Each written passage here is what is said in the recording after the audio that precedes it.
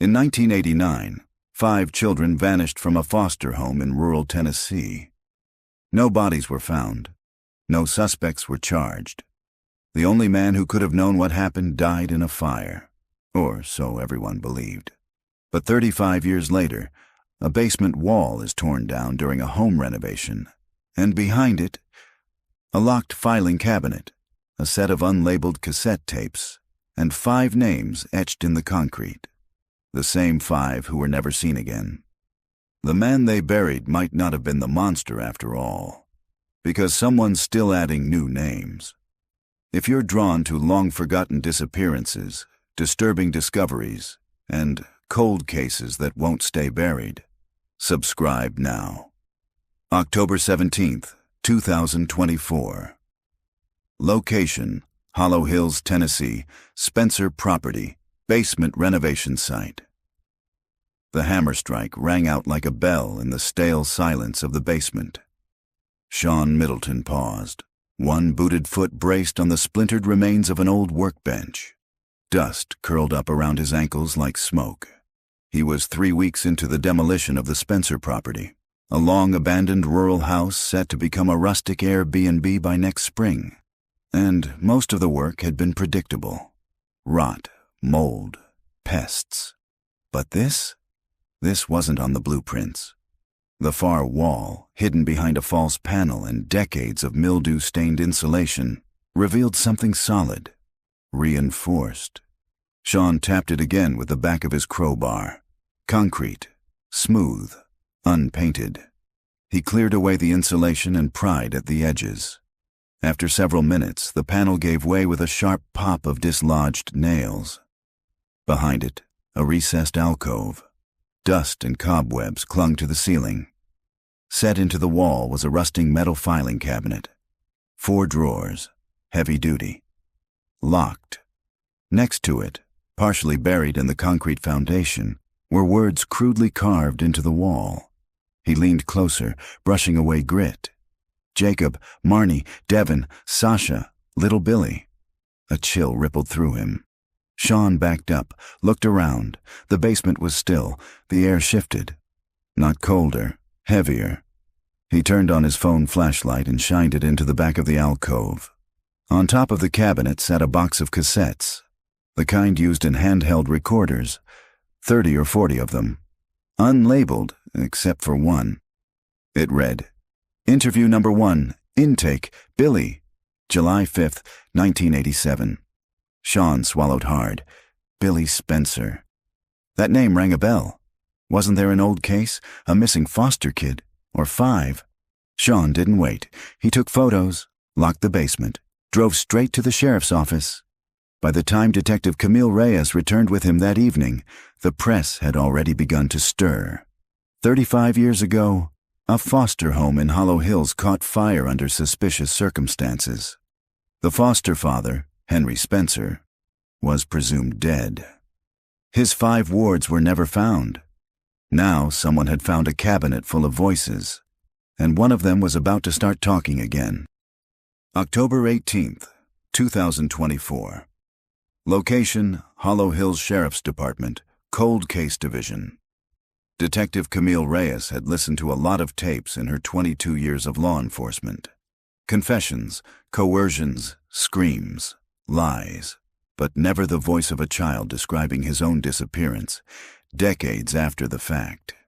The tape deck on the evidence table clicked into place with the kind of analog finality modern devices lacked. No touchscreen, no file name, no scrub bar, just the hiss of anticipation. A faint whirring as the gears aligned. The fluorescent lights overhead buzzed like insects. A storm rumbled somewhere over the Appalachian ridges. Camille sat back in her chair, one hand steady on her notepad, the other on the play button. She pressed down. A burst of static, then silence. Then, "This is Henry Spencer. July 5th, 1987. Intake recording. Billy, age 7. The man's voice was calm, formal, almost therapeutic. Not what she'd expected. "State your name for the tape, please." A pause. "Billy." "Full name?" "Billy Daniel Monroe." Camille closed her eyes. The boy's voice was small, reluctant. There was a softness around the edges, as though he were holding a blanket while speaking. The name matched the records. Billy Monroe, placed into foster care in 1987 after his mother's overdose. Assigned to Henry Spencer's Hollow Hills home. Last seen, July 6, 1989. How do you feel about coming to live here, Billy? Don't know. Do you miss your mama? Another long pause. She's dead. Camille opened her eyes. She scribbled quickly. Recording style equals interview plus therapeutic, but controlled. She'd heard predator logic before, when they tried to package abuse as affection. This had that smell. Well, here we use words like family and trust. You'll learn that in time. What about the others? They're your siblings now. Camille sat forward. Others, the fifth. She reached for the case file, one of several that had been reopened after yesterday's discovery. The oldest was Jacob Reyes, no relation. 10. Sasha Martin, 8. Devin Chang, 9. Marnie Lee, 6. Billy Monroe, 7. All placed under Spencer's foster care between 1985 and 1988. All disappeared before 1990. Officially, they died in the fire, but no remains had ever been recovered. Can I see the basement? Billy asked suddenly. Camille's pulse picked up.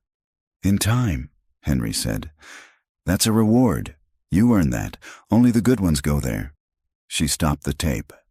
Silence slammed into the room like a wave. Only the good ones go there. Camille stared at the recorder, heart tight. This wasn't therapy. This was conditioning. Control.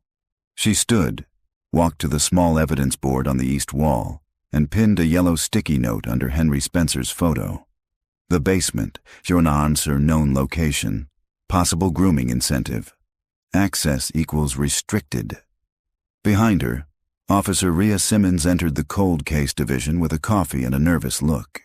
Another tape just got logged. Officer Middleton brought it straight from the Spencer house. Camille raised an eyebrow. That man's going to end up solving the case if we don't move faster. Rhea smirked weakly and set the envelope on the desk. This one's labeled Volume 17. Marnie, July 1989. Camille's fingers froze midair. Marnie Lee, the youngest girl. She hadn't been in the foster system for long, just 11 months before the fire. Blonde, wore glasses, night terrors according to her intake file. Placed after being removed from a hoarder household. Camille didn't play this one yet. She couldn't, not without cataloging the first. Instead, she walked to the evidence shelf and retrieved the photo of the Spencer children from 1989. A staff member at the county fair had snapped it, not realizing it would become the last known image of them all together. They smiled in it. Bright shirts, balloon animals, nothing to suggest what was coming. Except Marnie. She wasn't smiling.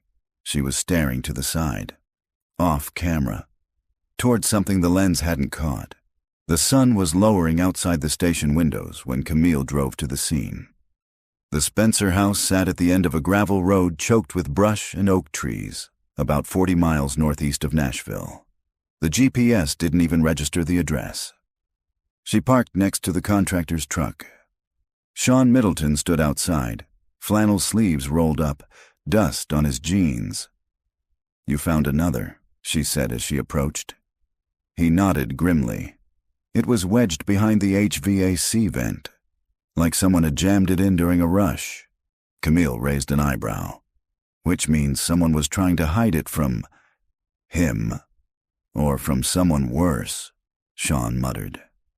They entered the house through the back, Camille pausing at the threshold of the basement door. It had been sealed for 30 years. Until yesterday. Downstairs, a forensic team was now mapping the concrete walls, measuring tool markings, collecting the remaining tapes and cabinet files. Most were damp. Some were moldy. But all were intact. Camille descended carefully. Her boots echoed across the concrete. "Detective!" One of the forensic techs called from the far corner. "You're going to want to see this." She followed him to where a tarp had been lifted. A small wooden chair, bolted to the floor, with leather straps on each armrest. Camille's breath caught. Child-sized, burn marks on the legs. The detective turned toward the team. Has CSU confirmed the fire origin? Still working on it, the tech said. But it's looking more and more like arson, controlled, and the body they found upstairs, the body presumed to be Spencer's, was never DNA confirmed. Autopsy records are thin. Local sheriff at the time was dirty. Internal Affairs took him out in '93. Lot of holes. Camille's mind was already 5 steps ahead. What if Spencer never died in that fire? What if the man who ran this house walked away? She looked back at the chair and thought about the voice of Billy Monroe, whispering from a tape recorded 35 years ago.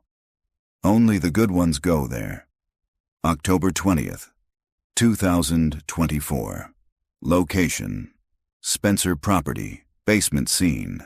Second search warrant execution. The second warrant arrived at 8:15 a.m., signed by a federal judge this time. Camille Reyes stood in the driveway as the morning fog lifted from the Tennessee hills, watching the unmarked vans roll in one by one. This time, it wasn't just Hollow Hills PD and state forensic techs. The FBI's Behavioral Analysis Unit had sent 2 agents. So had the Tennessee Bureau of Investigation. They weren't just cataloging tapes now. They were looking for bodies. The Spencer house loomed ahead, its white siding grayed by rain and age, shutters drooping like a face in mourning. Someone had spray-painted a large red X on the front porch, standard for condemned buildings. But to Camille, it looked like a warning. Something here was buried, and not just tapes. Inside, the air smelled of dust, mildew, and something faintly metallic. She stepped through the threshold with a fresh pair of gloves and a clipboard. "Detective Reyes," said a voice from her left. Agent Joy Halstead extended a hand. Tall, early 40s, steely-eyed. "Behavioral Analysis Unit, Quantico." She didn't smile. "I've reviewed your notes. Impressive work." Camille nodded, motioning her toward the basement stairs. "It's all down there." They descended into cold concrete silence. The walls were already half-stripped. The old filing cabinet had been removed and tagged. The small wooden chair was now sealed in an evidence bag the size of a coffin. Joy's eyes landed on it. "Restraints on a child-sized seat, bolted in. That's not discipline. That's worship." Camille raised an eyebrow. "Worship?" Joy paced slowly around the room, fingers trailing along the wall. "There's a profile we've seen in rare cases. Men like Henry Spencer don't see themselves as predators. They see themselves as saviors, protectors of their chosen children. They create a world where everything makes sense to them and force the child to accept it." Camille thought of the tapes, the calm voice, the interviews. "Did you see this?" Joy gestured toward a back wall. Camille stepped closer. One brick was lighter than the rest. Looser. She reached for her multi-tool and wedged it in, popping the brick free. Behind it, in a hollow, was a tightly rolled bundle of waxed fabric. She tugged it out gently. Inside, Polaroids, dozens, children, mid-laugh, mid-sob, caught off guard, their expressions blurry, intimate, deeply wrong.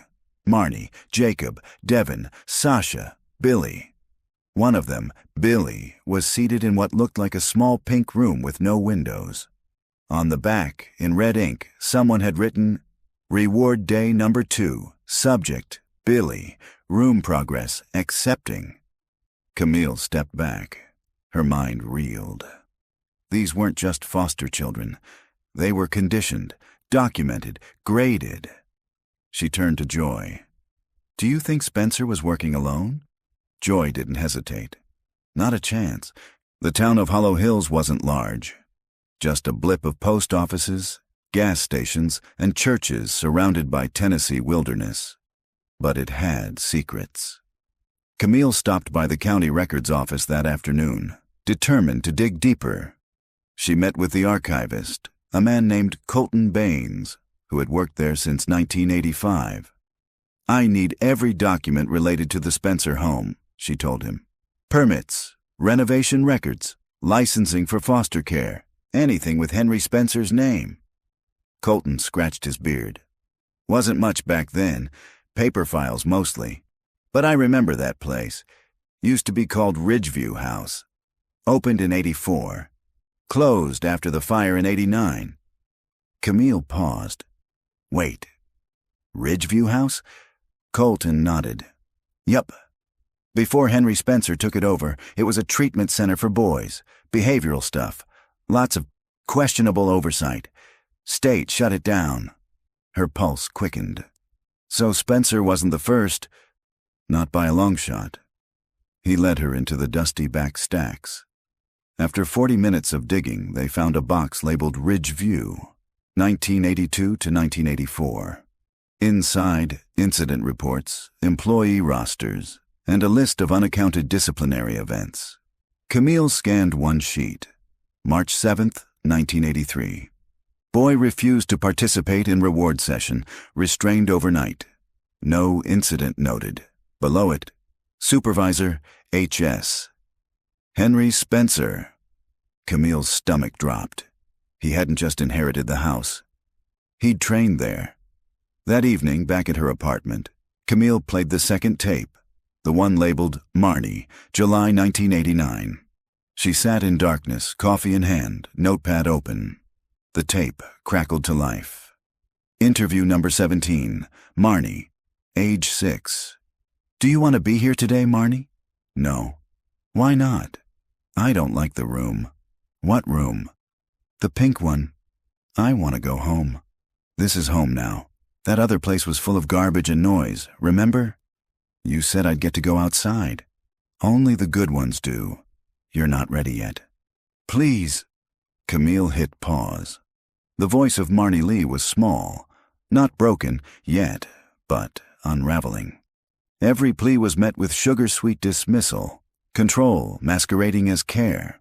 And Spencer's voice? Calm, unwavering. The worst kind of predator, the kind who believes he's saving you. Outside Camille's apartment, the wind picked up. Tree branches scraped against the siding. A low rumble of thunder rolled across the sky. Camille stared at her wall of evidence. Tapes, photos, a timeline that stretched from 1982 to 1989, and the cabinet that had preserved it all, entombed behind concrete. Why keep the tapes at all? Unless he expected someone to find them. Unless he wanted to be remembered. The printer on her desk spit out a fresh lead. She'd run the Ridgeview staff list through a national teaching and medical database. 2 names were flagged as still active. One of them had recently applied for a license to open a behavioral boarding school outside Knoxville. The applicant? Dean Henry Spencer. Application filed in 2023. Camille stood up, heart pounding. The man presumed dead in a fire. May have just filed paperwork last year. Henry Spencer might still be alive, and if he was, he didn't stop at 5 children. October 22nd, 2024. Location, Knoxville, Tennessee. Behavioral Licensing Office in Spencer's alias lead investigation. The glass door of the Tennessee Department of Human Services buzzed open with the familiar chill of too strong air conditioning and the sour scent of old carpet. Detective Camille Reyes stepped inside, badge visible at her belt, carrying a file thick with fire, tape, and dust. Behind the reception desk, a young man with a clipboard barely looked up. "Here for placement services?" he asked. "No," she said, flashing her credentials. "Cold Case Division. I'm looking for a behavioral school application filed last year under the name Dean Henry Spencer that got his attention." He blinked, straightened. "That's not an applicant I remember." Camille nodded. "I wouldn't expect you to, but I need everything. Forms, contact info, background checks, any prior names, forwarding addresses." He gestured for her to wait and vanished behind a door labeled Records Archive. Camille tapped her pen rhythmically against her notebook as she waited. Outside, Knoxville moved like a city pretending fall had already arrived. Wind against windows, leaves swirling in the gutters. But the truth pressing down on her wasn't seasonal. If Henry Spencer was alive, he hadn't resurfaced by accident. He wanted access to children again. He wanted control. 10 minutes later, the clerk returned, pale and holding a red folder. He handed it to her with both hands like it was radioactive. Application was filed under Dean H. Saunders, but the birth date matches Spencer's. So does the signature if you compare to archived files. He listed an address in Clinton, just north of here. Camille flipped through the form. Name: Dean H. Saunders. Date of birth: October 11th, 1949. Request: charter license for New Way House, a behavioral school for boys. Submitted May 17th, 2023. Status: application incomplete. Denied due to insufficient staffing certification. She exhaled. Close, too close. The house address listed was a rural property off an old highway, just outside town. Camille stepped outside, dialed headquarters, and requested backup for a welfare check. Unoccupied residence, she said, but I want eyes on it before dark. This one might still breathe. By the time Camille and Officer Simmons pulled up the gravel drive, dusk had begun to bruise the edges of the sky. The property was modest, a small one-story brick home with a wide porch and boarded-up windows.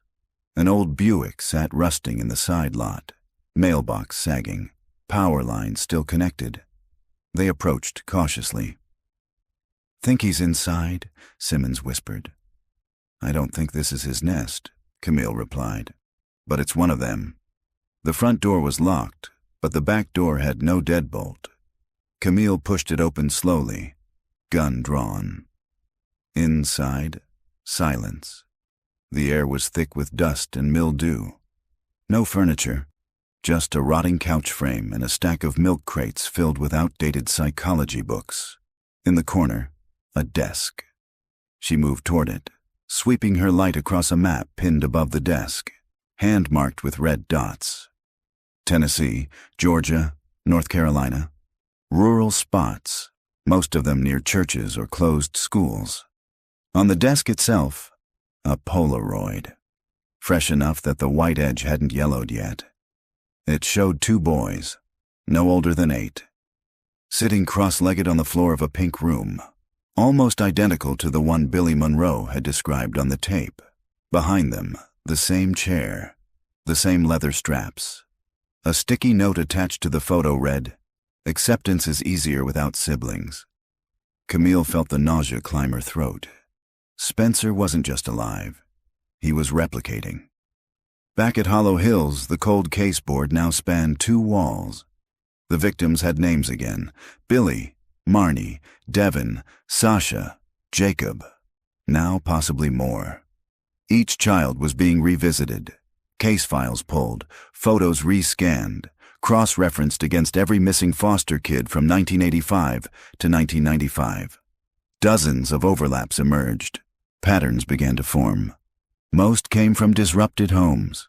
Few had extended family. All had behavioral labels. Defiant. Withdrawn. Prone to disassociation. They'd been filtered, cherry-picked from the system's blind spots. Camille sat alone in the evidence room that night, staring at the next tape. Devin, July 1988. She didn't press play. Not yet. Instead, she reopened the case file on Spencer's supposed death. The fire. It had been ruled accidental. Cause, faulty heater, remains found in bedroom, no dental confirmation, ID based on location and circumstantial belongings. But Camille noticed something. The remains were never described as charred, just unrecognizable. And the fire report noted a 15-minute burn window, not long enough for full-body incineration. It was possible Spencer staged it, planted a body, and vanished.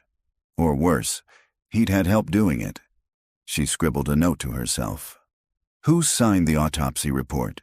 Who declared the remains as Henry Spencer? She flipped to the coroner's section. Name: Dr. Leo Haynes, now deceased, but at the time employed by Hollow Hills County. There was a witness listed in the margins, someone who found the house ablaze before fire crews arrived.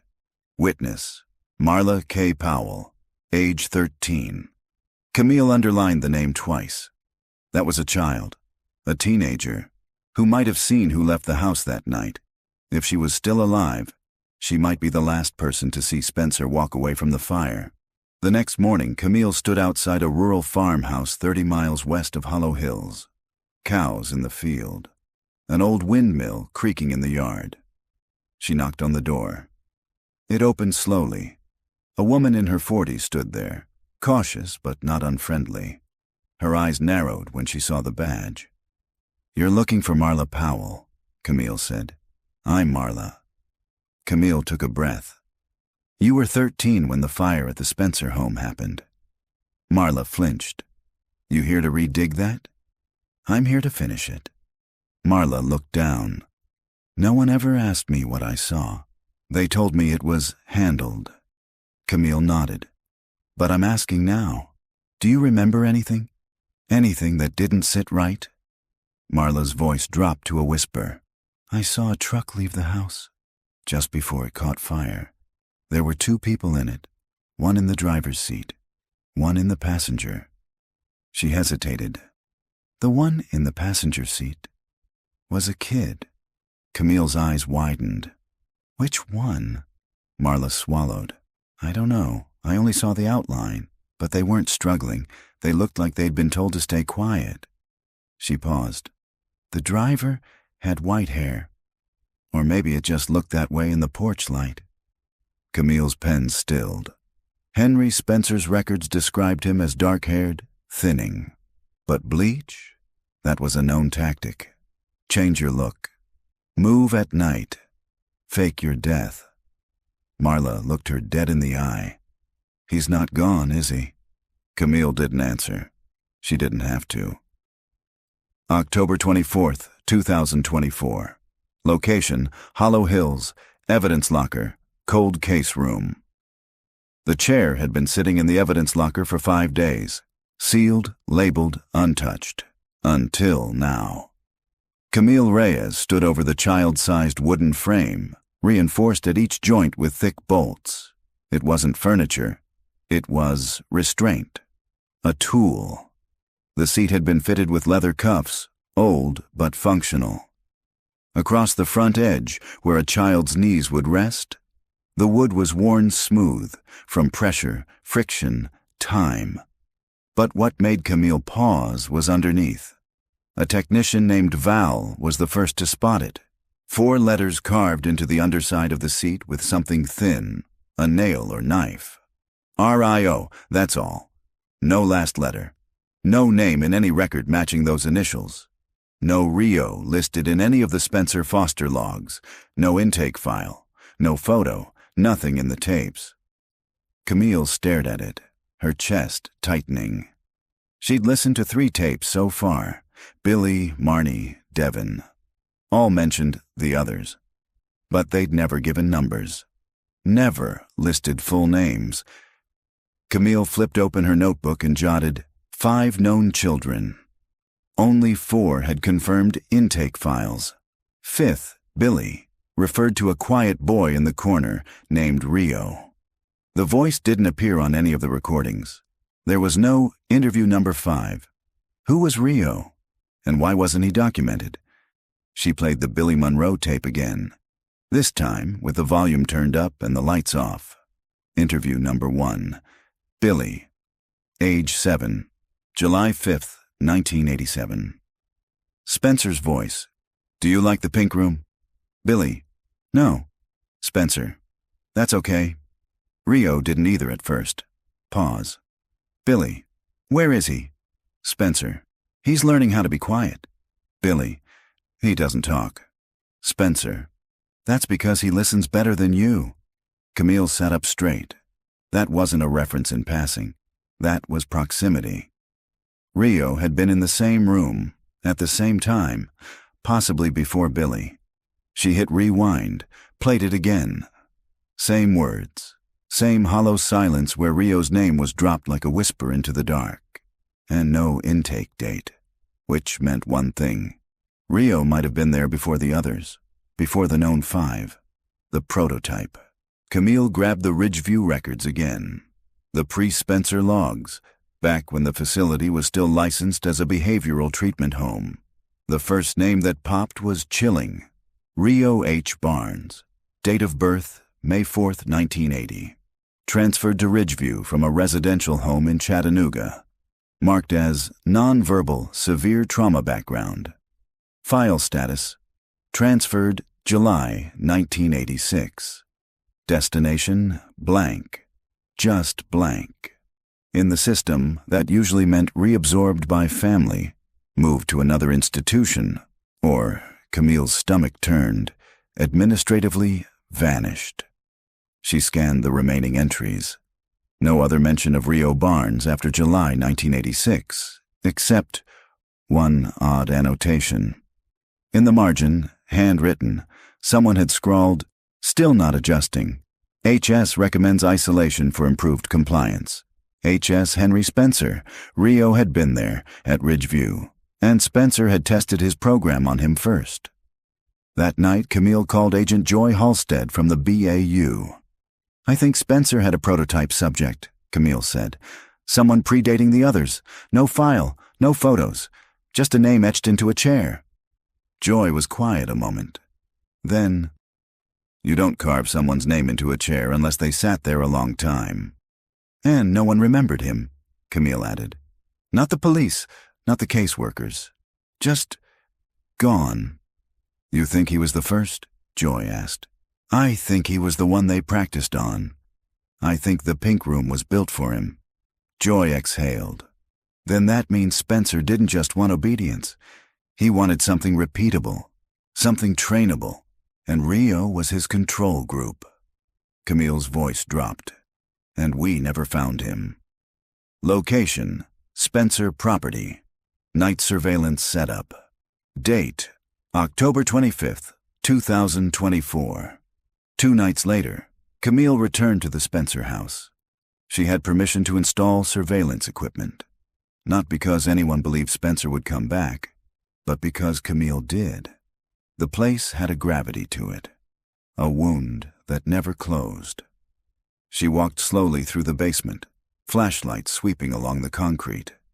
The chair was gone, but the air still remembered it. And in the far corner, behind the false wall, she noticed something she hadn't seen before. A discolored brick, not carved, just different. She tapped it. Hollow, pulled it loose. Behind it was a second cavity, smaller than the one with the filing cabinet. Inside, a single cassette, hand-labeled in smeared ink. Rio, Phase 0. Camille held it in shaking fingers. There was a tape. There had always been a tape. She didn't listen at home. She waited until she was back in the precinct, door locked, headphones on. The tape began with silence. Then a child's breathing, uneven, shaky. Then Spencer's voice. "This is our first day. You don't have to talk yet, but you have to stay awake." Soft knock on wood, perhaps the chair. "Do you hear me, Rio?"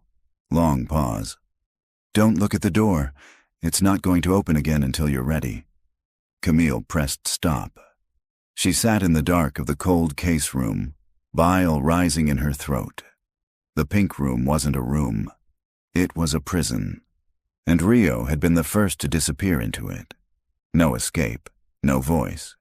Just a tape that was never meant to be heard. October 27th, 2024. Location, Chattanooga, Tennessee. Orchard Hill. Senior living. The sun was low over the hills as Camille Reyes stepped through the sliding glass doors of Orchard Hill Senior Living, a folder tucked under her arm and questions still forming in her mind. She had driven 2 hours that morning to meet Dorothy Barnes, the last known family member of Rio, the undocumented boy who had been carved into the underside of a restraint chair. Dorothy's room was quiet, except for the ticking of a wall clock and the occasional rustle of wind against the window. Camille introduced herself softly. The old woman, seated in a worn recliner beneath a crocheted blanket, looked up with sharp, steady eyes. "You're here about Rio," she said, not as a question, but a fact. Camille nodded. "Yes, ma'am. I'm trying to understand what happened to him." Dorothy gave a bitter smile, more pain than warmth. "He was my grandson. I raised him after my daughter died. Sweet boy. Wouldn't talk to anyone but me. He loved climbing trees, hated thunder." She paused to swallow. "They said I was too old. Said he needed more than I could give. State came one afternoon and took him. Just like that. Told me he'd be placed temporarily until they found a better solution." "And that was the last time you saw him?" "No," Dorothy said. "I saw him once more, at Ridgeview. They let me visit. He was behind glass, sitting on the floor like an animal. He looked right at me. Detective. I swear he remembered. But he didn't speak." Camille took notes, her pen tight in her grip. "Did they ever tell you what happened to him after that?" Dorothy leaned over with effort and opened the drawer of a small metal cabinet beside her chair. From it, she pulled a rusted tin box, filled with folded letters and yellowed scraps of paper. She handed Camille one envelope in particular. "I got this a few months after that visit. No return address, just this." Camille unfolded the brittle letter. The printed words were impersonal. "We are writing to inform you that your foster child, Rio H. Barnes, has been successfully transferred to a long-term behavioral facility. Due to confidentiality, we are unable to disclose further details." There was no phone number, no contact name, just a typed signature, "Linda J. Mercer, Tennessee State Foster Care Coordinator." "I called every office I could find," Dorothy muttered. No one answered. Then one day, they told me no such child had ever been in the system. That's when I knew. "Knew what?" Camille asked. "That he was gone, not lost, taken." Later, as Camille stepped back into her car, the letter tucked into her bag, one name stayed in her head. Calvin. Dorothy had said he was Rio's friend, a boy who lived with him briefly in a group home before Ridgeview. He was quiet too, she'd said, but he watched everything. I think he knew more than he let on.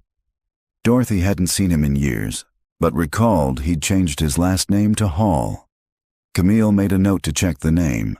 By that evening, back in Nashville, she was parked in front of a public records terminal. The state database was slow, but not impenetrable. Only 3 men named Calvin Lewis had been born in the right range. Only one had been made a ward of the state in 1985, and in 2009, that man had legally changed his name to Calvin Hall. Camille scribbled the new address, McMinnville, 90 minutes away. She drove there before the sun went down. The apartment complex was plain brick, small windows, dying ivy crawling up the corners. Camille buzzed Unit 3B, heart already ticking faster. A man's voice answered after a pause. "Yeah," she cleared her throat. "Mr. Hall, Detective Reyes, Cold Case Division, I need to ask you about Rio Barnes." There was silence, then a heavy click as the lock released. Upstairs, Calvin Hall stood in the doorway. Late 40s, tall, cautious. His eyes were bloodshot but alert. "You're the first person to say that name to me in 30 years, he said. "Come in." The living room smelled faintly of dust and coffee grounds. A lamp on the desk barely lit the space. Camille took a seat across from him. "We were kids together," he said. "First at Stonebrook, then Ridgeview, but he wasn't there long. What do you remember about him?" Calvin scratched his chin. He didn't talk, but we used to pass drawings through the air vent between rooms. I remember one. Always the same house, same swing set, same little boy wearing headphones. No face, just the headphones. Camille froze. "Did you see him after he was moved?" Calvin nodded slowly. "Once. They brought him to a group orientation. He wouldn't look at me, but there were bruises on his wrists. When I asked if I could say hello, The staff said he was in something called processing. Camille frowned. What did that mean? I don't know, but kids went into that wing and came back. Different, if they came back at all. He got up and rifled through a drawer. From it, he produced a child's drawing. Paper thin and creased. The pencil lines had faded with time, but the imagery was still clear. A yellow house, 2 trees, a crooked swing set, a child standing beneath it wearing large headphones, mouth erased. He gave this to me the day before he left Ridgeview, Calvin said, voice tight. Said the music never stopped, even when nobody was there. Camille leaned in. What kind of music? He didn't say, just that it made him forget things. She took the paper gently. Everything was aligning. The tapes, the chair, the headphones, the silence. Back in her car, Camille called Joy Halstead at the bureau. I think Spencer was using auditory triggers, she said. Like conditioning techniques. That's why the kids stopped talking, why they flinched at music. Joy was quiet. That would mean this was more than abuse. Camille nodded, gripping the wheel. It was training, reprogramming. And Rio, he was the first. She paused, breath caught in her throat. And maybe he survived. October 29th, 2024, occasion, Hollow Hills, cold case room, Spencer residence basement. The Rio tape had been sitting untouched on Camille's desk for 2 days. Labeled in smeared ink. Rio, Phase 0. It had already been played once, under fluorescent light, in the safety of the evidence room. But Camille knew something was off. She couldn't explain it. It wasn't what the tape contained, it was what it didn't. So, on a rainy Tuesday morning, she returned to the precinct early before anyone else had arrived. The sky outside was still slate gray, and her coffee had gone cold on the dash. She slipped the tape into the deck and pressed play again, this time with noise-canceling headphones on, volume slightly higher than before. The hiss of analog static filled her ears. Then the familiar voice. Spencer, this is our first day. You don't have to talk yet, but you have to stay awake. A pause. Spencer, do you hear me, Rio? Longer pause. Spencer, don't look at the door. It's not going to open again until you're ready. Same as before. But then, just after that last line, a small sound crept in, barely audible. Camille froze. She rewound. Slowed playback by half speed. It was a whisper, a voice. Not Spencer's. Child's voice, faint. It hurts behind the wall.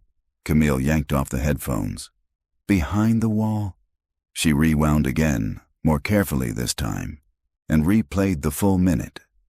Yes, clear now. A whisper tucked in the silence, like a voice that had bled onto the tape magnetically, almost by accident. The sound of someone close to the microphone but trying not to speak. It hurts behind the wall. Not scripted, not part of any recorded exchange, a captured moment. And that changed everything. An hour later, Camille was back in the basement of the Spencer property, alone. She'd brought a portable reel-to-reel deck and a digital recorder for backup. The false wall had already been removed days earlier, but now she turned her attention to the smaller alcove, the one where the tape had been found. She scanned every inch with a UV flashlight, looking for anything missed. That's when she saw it. In the corner, behind a support beam, high near the ceiling.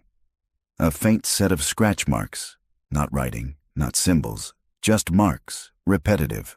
4 vertical, 1 diagonal, then again, and again.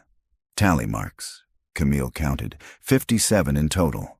She exhaled slowly. That was nearly 2 months. 2 months someone, presumably Rio, had been in that room. And now a whisper, suggesting he wasn't alone, that there was something behind the wall. Camille contacted the Bureau's digital forensics lab and asked them to run magnetic bleed analysis on the Rio tape. It was a long shot. Analog tapes didn't always retain shadow impressions unless they'd been reused or stored improperly. But if the whisper was real, there might be more. By the time she returned to the precinct that afternoon, the results had arrived. The technician's report was short, but chilling. Subject: tape contains magnetic echo from prior recording.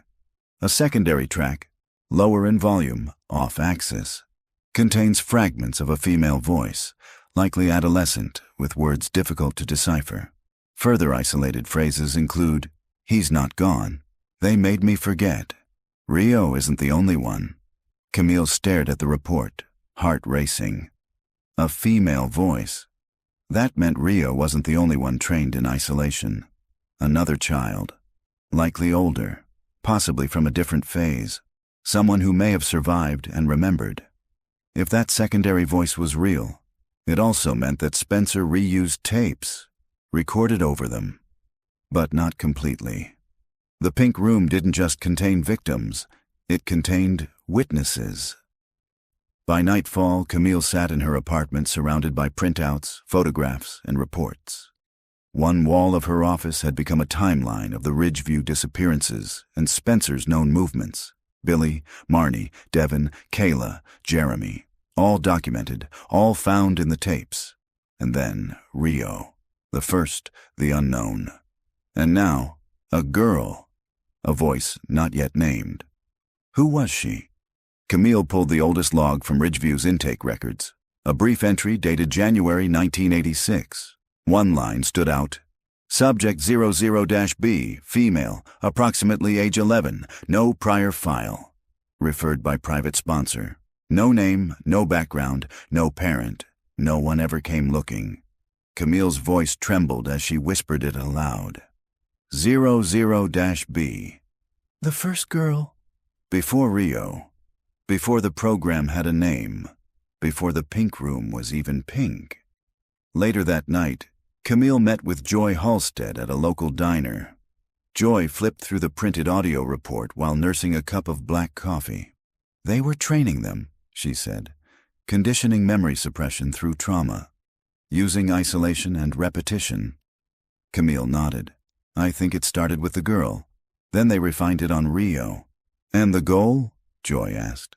Camille didn't speak at first. She stared out the window at the dark parking lot, the flickering neon light above the welcome sign.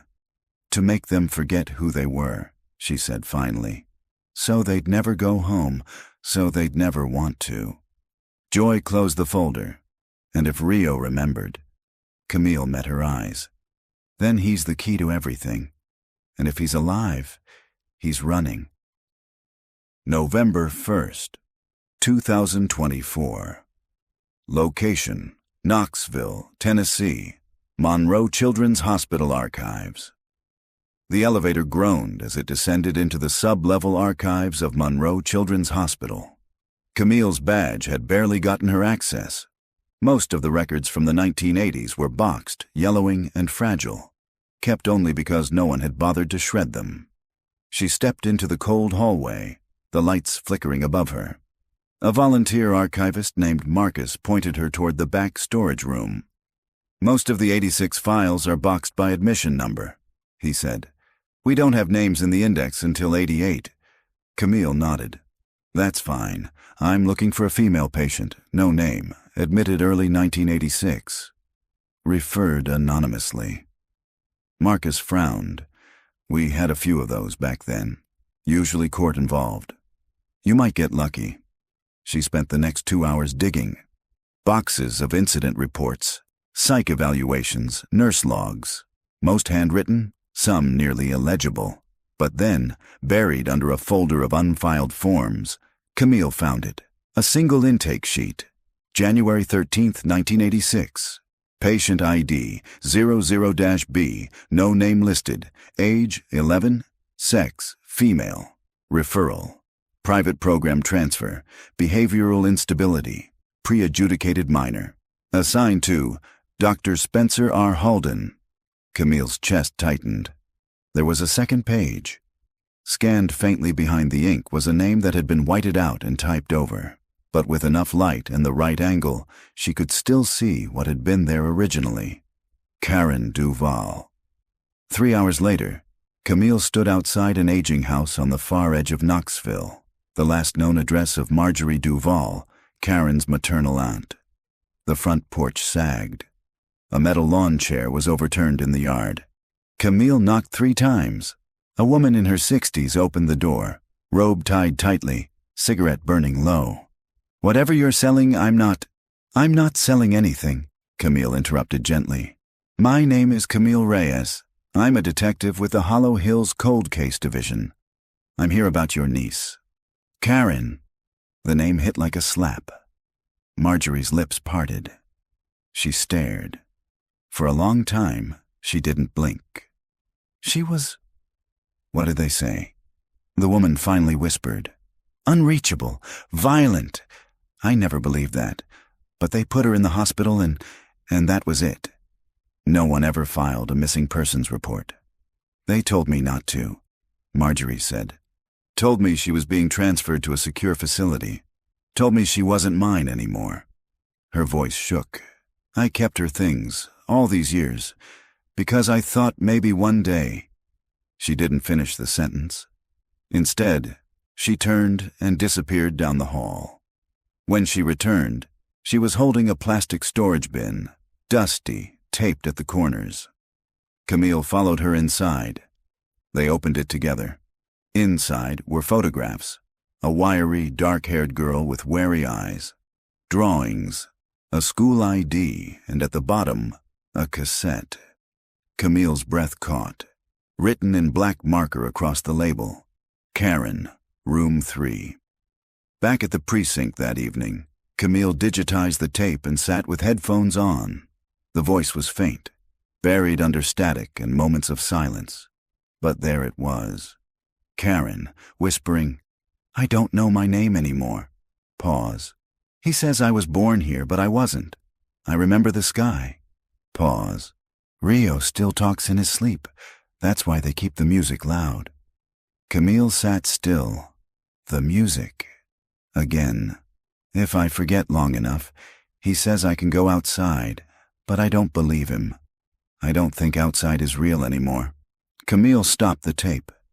Karen had been the first, the test subject, the one Spencer used before the boys. Rio had been placed next, and he had seen her. That was the missing piece. And the reason they'd been erased from every file was because Project Tundra, the rumored conditioning experiment Camille had been circling, wasn't just a myth. It started here, in Tennessee, with Karen. At home that night, Camille pinned Karen's photo beside Rio's on her board. Beneath it, a short note. Not forgotten, just hidden. She stared at the board. All these children, misfiled, renamed, discarded. And yet their voices had survived, buried inside degraded tapes and unburned storage boxes. She didn't know if Karen was alive, but someone had taken care to silence her memory. And that meant there was still something, or someone, left to protect. November 4th, 2024. Location: Nashville, Tennessee. Hollow Hills, Cold Case Division. The envelope was waiting for Camille when she stepped into her office just after 7 a.m. No stamp, no return address, just her name, Detective Reyes, written in thick block letters with a permanent marker. She hesitated before opening it. The paper inside was folded in quarters, worn soft at the creases. A photocopy of a foster care file. Partial, incomplete. The child's name had been blacked out with heavy ink, but the intake date and assigned placement were legible. Placement: Ridgeview Center for Stabilization. Unit B date: May 23rd, 1987. Caseworker: Linda J. Mercer. Camille's heart skipped.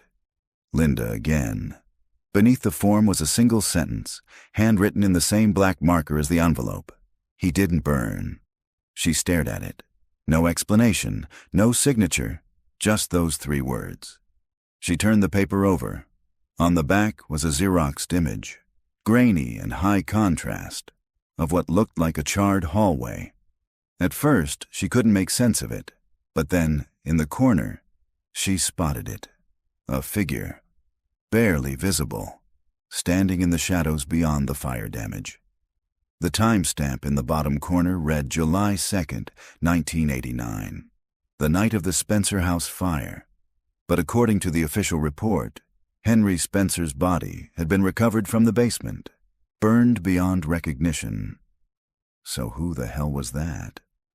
By mid-morning, Camille was back in records, combing through Ridgeview's fire reports and state autopsy logs. She pulled the original coroner's assessment from '89 and read it slowly. Unidentified male body recovered. No dental match available. Burned beyond standard forensic recognition. Presumed identity, Henry Elias Spencer, based on circumstantial evidence. Presumed. That word echoed in her skull. She flipped to the attached morgue photo, blurry, black and white. No identifying features, no definitive link. It hadn't been confirmed. Only assumed. And suddenly the whisper made sense. He didn't burn. Henry Spencer had disappeared that night, same as the 5 children, but someone had arranged it to look like he died with them. Someone had switched the body. The missing children were presumed dead. So was Spencer. But what if none of them had died? What if some had escaped? Or been moved? That afternoon, Camille met with Joy Halstead at the Bureau's regional field office. She placed the envelope on the desk between them. Joy read it twice. Where did this come from? No idea, Camille said. Someone walked it in. No fingerprints on the paper or envelope. But the file copy, it's real. The date matches a known intake, but the child's identity was wiped. Again, Joy's brow furrowed. That handwriting, the block letters, that's the same style that was scratched into the wall near the filing cabinet. Camille nodded. It's not just a note. It's a message. You think one of the kids is alive?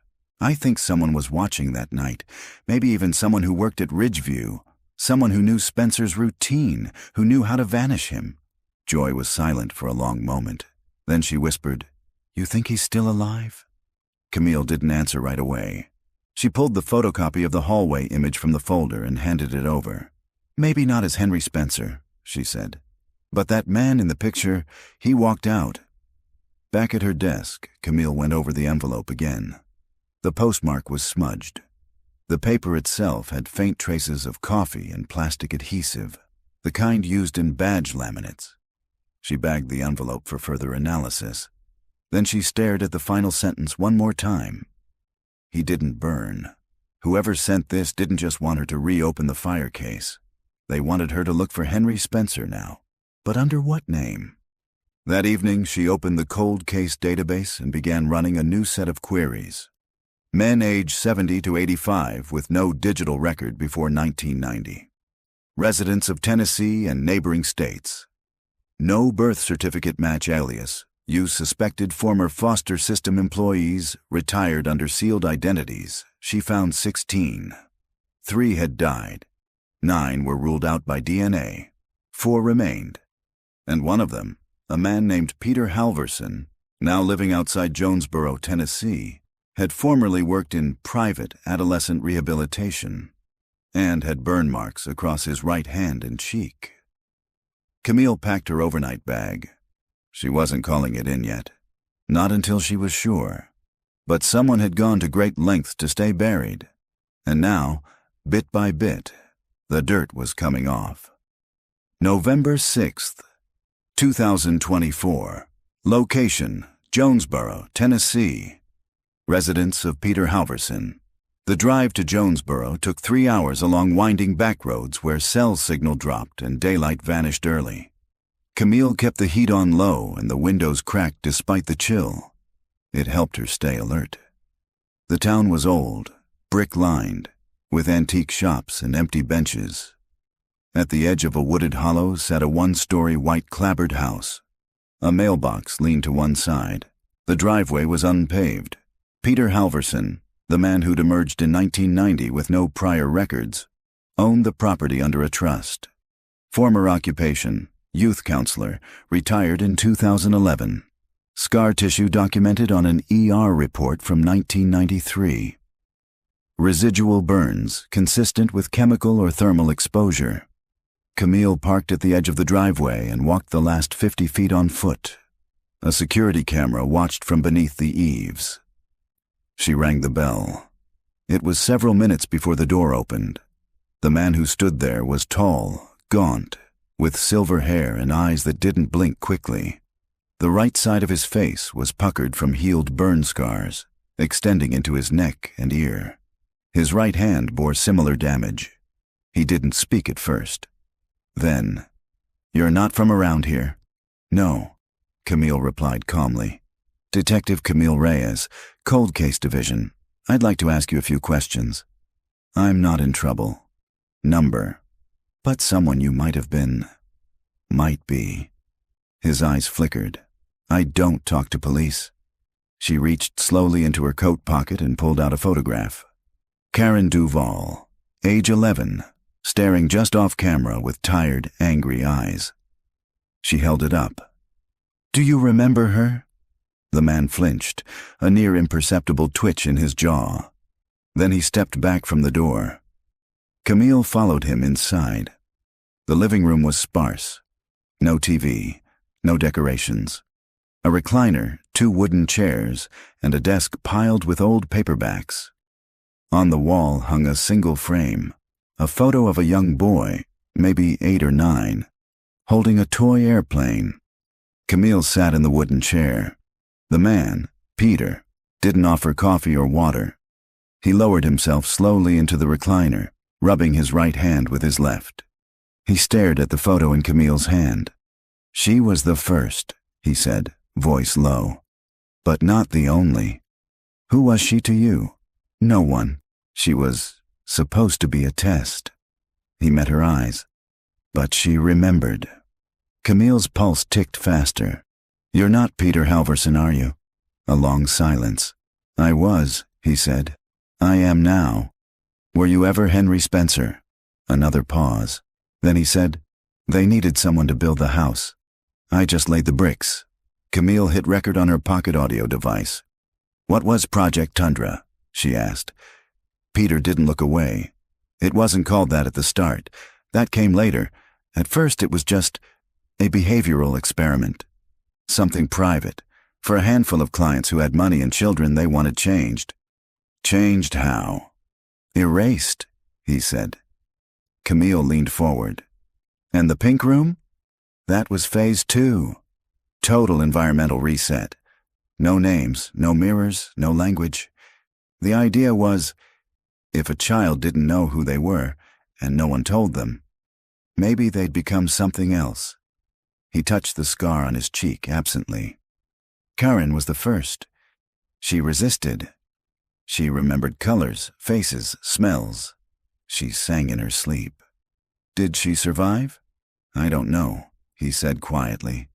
"After phase 3 began, I stopped being allowed inside." "Who took over?" Peter didn't speak. "She changed tack." "What happened the night of the fire?" "I didn't start it, but I didn't stop it either." He looked at her then, and the thing in his eyes wasn't guilt. It was fatigue. "They burned everything. The files, the tapes, except the ones I hid." "You hid them?" "In the wall," he said. "I knew someday someone would come looking." Camille swallowed. "Why?" "Because there's one child no one asked about. Not Karen, not Rio, not the others." She stared at him. "Who?" Peter looked away. Then whispered, "My son." Back in her rental car, Camille listened to the full recording 3 times. Peter Halverson, or Henry Spencer, or whatever name he'd taken, had confessed not to the abuse itself, but to helping build the structure that enabled it. The housing, the paperwork, the control systems, a fortress for silence. He had also claimed he lost his son to the program, a boy unnamed in any file. And that meant one more child, unrecorded, unclaimed, and possibly still alive. A missing piece. And suddenly, the photograph on the wall, the boy with the airplane, made sense. Camille forwarded the audio file to Joy Halstead with a single subject line. He lived. He remembers, and he built the system. 10 minutes later, her phone rang. Joy's voice was strained. "We got another envelope," she said. "Postmarked this morning. What's inside?" Joy hesitated. "A photo. From 1990. It's Karen. Older. Alive." Camille's grip tightened on the steering wheel. "She got out," she whispered. And now someone was showing her the path she took. November 9th, 2024. Location: Atlanta, Georgia. Saint Germain Medical Archives. The intake form was brittle, discolored with age, and misfiled under John Doe. Only someone looking for the wrong person in the right place would have found it. Joy had, late the night before, tracing the envelope's postmark to a nearby processing center outside Atlanta. Now Camille stood in the archives room of Saint Germain Medical Center, fluorescent light buzzing overhead, as the clerk handed her the document. Patient name, unknown female age, approximately 15 to 16, brought in by unidentified driver, left before interview. Date of admission, April 28, 1990. Presenting injuries: second-degree burns, right wrist and shoulder. Disorientation, possible psychosis.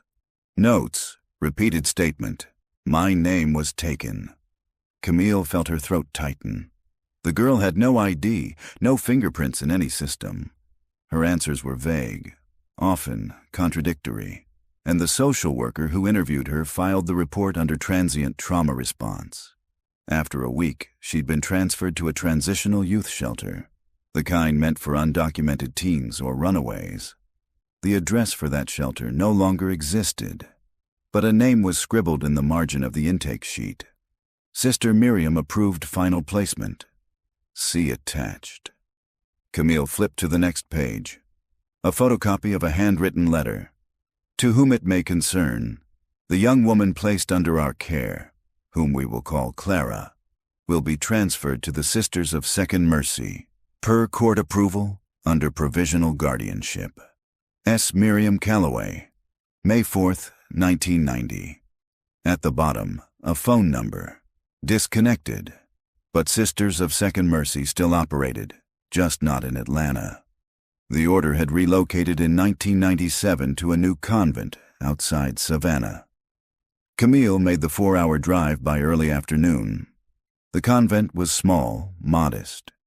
A squat brick building with a white steeple and shaded garden out back. She parked in the gravel lot and rang the bell. A woman in a navy habit answered. Mid-60s, wiry frame, tired eyes. "Sister Miriam?" Camille asked.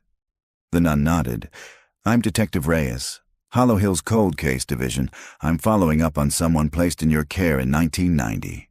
A teenage girl named Clara. But that wasn't her real name." Sister Miriam studied her for a long moment, then stepped back. "Come in." Inside, the chapel was silent. Camille followed the nun to a small parlor with framed photos lining one wall, group shots of women and girls, year after year. At the far end of the room sat a record cabinet, meticulously organized by decade. Sister Miriam unlocked it and pulled out a thin folder. Inside, a photo, a one-page medical form, and a letter signed by Miriam herself. "She stayed with us for 4 years," Miriam said quietly. "Never spoke about where she came from, but she had night terrors, always about fire." Camille stared at the photo. The girl's hair was darker, fuller, but the eyes were the same. Karen Duval. "She left in 1994, Miriam continued. "Took a bus west, sent postcards sometimes. Last I heard, she was living under a different name, working with youth. Do you know where? She used the name Clara Halden. Said it was the only name she ever remembered someone calling her." Camille felt goosebumps rise. Halden. Spencer Halden. The name tied to the hospital records. Karen had remembered something after all. Enough to stitch a new identity from an old nightmare. "She left an address once," Sister Miriam said, rising and rifling through a drawer. She returned with an old envelope, corners curled. Camille unfolded it. A return address in Flagstaff, Arizona. The name on the corner, Clara H., Community Wellness Outreach. Camille stood outside the convent 15 minutes later, phone pressed to her ear. Joy answered on the second ring. "She survived," Camille said. "You're sure?" "I have a photo, a paper trail, a name she chose herself." Clara Halden. "You think she'd talk to you?" "I think she's been waiting for someone to ask." There was a pause. Then Joy said, "Then go." By nightfall, Camille was on a flight west. Somewhere in Arizona, the girl who'd been called Karen, who'd been erased, burned, renamed, had built a life from what remained. And if she still carried those memories, if she still remembered Rio or Peter Halverson or the others, then maybe, just maybe, she still remembered who else never made it out. November 11th, 2024. Location: Flagstaff, Arizona. Community Wellness Outreach Center. It was raining in Arizona, the kind of slow, steady rain that felt foreign against the red clay and dry stone. Camille stood outside a modest stucco building on the edge of town, where an aging metal sign read, "Community Wellness Outreach Trauma Support, Counseling, Youth Advocacy." Inside, a small receptionist desk and worn furniture greeted her. The woman behind the counter looked up from her computer. "Can I help you?" Camille offered a gentle smile. "I'm looking for Clara Halden. I'm not here for services. I'm here for her." The woman hesitated. "She doesn't take walk-ins. I'm not a client. I'm a detective. I'm here about something that happened a long time ago. Something she survived." That changed the air. "Wait here," the receptionist said, standing. 10 minutes passed. Camille didn't sit. She watched the rain slide down the windows and wondered how to begin. When Clara walked in, Camille recognized her immediately. Not because she looked the same, but because her presence was unmistakable. Quiet. Watchful. Like someone who had learned to read every shadow in a room. Clara was in her early 50s now. Her hair was tied back loosely, streaked with gray. She wore jeans, a faded flannel shirt, and a wrist cuff that covered the old burn scar Camille had seen in the photo from 1990. Their eyes met. Neither woman spoke. Then Clara broke the silence. "You found me." Camille nodded. "You left a trail." They sat in Clara's office, door closed, blinds drawn. The room smelled like cedar and peppermint oil. A small bookshelf held trauma recovery manuals and a row of antique dolls, their eyes painted wide, frozen in porcelain surprise. Camille clicked her recorder on. "Do you know why I'm here?" Clara nodded slowly. "You're not the first to ask," she said. "But you're the first one I've answered." Camille leaned forward. "Tell me what happened. In your own words." Clara took a breath, then began. "There were 7 of us at first. Me, Rio, Isaiah, a girl named Bly, and 3 others I never knew by name. Spencer called us by colors. I was red. Rio was green.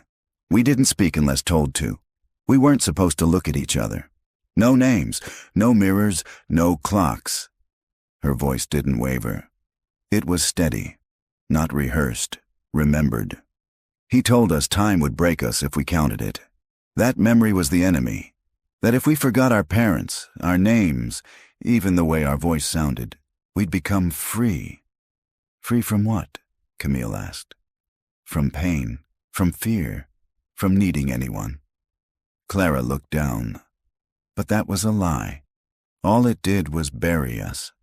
Camille listened as Clara described the pink room, a soundproofed space with soft lighting, white noise machines, and no furniture. Each child was isolated for days, then brought into group conditioning where they were forced to mimic praise, recite mantras, accept new identities. Compliance earned outside time, resistance earned music, Loud, punishing, disorienting music, sometimes for hours. I used to dream in static, Clara whispered. I'd wake up and not know where I ended or the room began. What about the others? Camille asked. Do you know what happened to them? Some gave in. Some fought. Rio. He fought the longest. Camille nodded. I know. I've heard his voice. Clara looked surprised. There's a tape.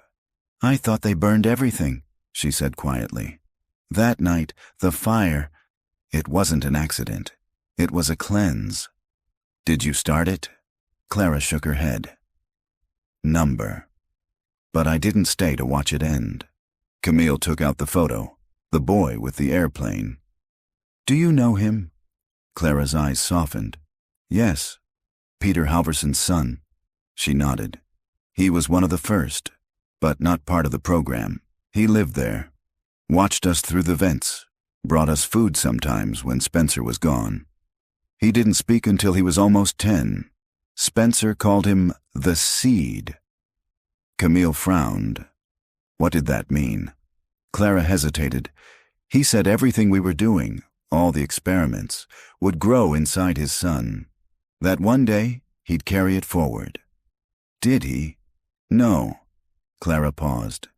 He died in the fire. The room fell silent. Rain continued tapping the windows, soft and steady. Camille asked, Are you sure? I carried him, Clara said. Through the smoke. He wasn't breathing when I reached the road. I left him under the bridge. I don't know if anyone found him. Camille felt something shift in her chest. Grief and clarity all at once. That's why Peter disappeared. He knew. Clara nodded. But he never said goodbye, and he never looked for me. Camille placed her hand gently on the desk. He's alive. I found him. He told me about you, about his son, about what he helped build. Clara looked away, eyes shining but dry. I didn't want to be found. I know, Camille said. But there's one more child. A boy. Not in any file. A ghost in the background. We think you may be the last one who saw him. Clara looked up. Something in her expression shifted. There was one more, she whispered. He wasn't in the group. He was kept alone. I only saw him once. His hands were bound, but not with rope, with words. He didn't speak because they'd erased language from him. What was his name? Clara looked haunted. They called him Echo. November 14th, 2024. Location: Nashville, Tennessee. Tennessee Bureau of Investigation, Cold Case Unit. The morning air was sharp with frost, the kind that stung the nose and burned the lungs. Camille stepped out of her car in the TBI parking lot just before dawn, holding the folder with Clara's full testimony, the audio recording, the photos, and Karen's letter. They were all in place. Inside, the cold case unit was mostly empty, just the whir of old radiators and the scent of stale coffee. Joy was already there, hunched over a crime board with new pushpins and strings radiating from a photo of Henry Spencer, a.k.a. Peter Halverson. Camille handed her the folder. That's everything Clara remembers. Timelines, names, methods, and one more thing. Joy raised her eyebrows. Yeah? She said there was another child, not recorded in the files. She only heard the name once. Echo. A boy kept in isolation, language stripped, behavioral test subject. Possibly the same boy Peter called his son.